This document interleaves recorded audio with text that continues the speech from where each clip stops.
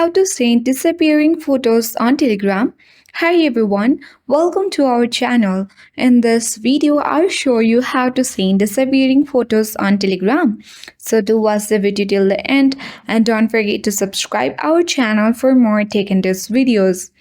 Firstly, launch Telegram app on your device. Make sure to log into your account and you will get access to this kind of interface, that is your chat page of Telegram. You have to select the person where you want to send self-destructing picture message in Telegram.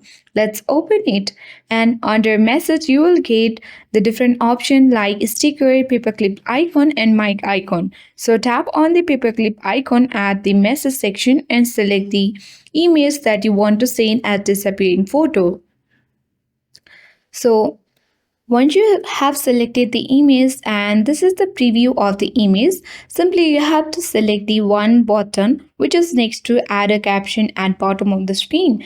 And here you have to choose how long the media will be kept after opening. So let's select 3 seconds timer, and after that tap on the paper clip or the airplane icon at bottom right corner of the screen. And after that, once this person opens this photo after 3 seconds, it will be automatically deleted and it will disappear. So that is how we can easily send the self-destructing picture message in Telegram.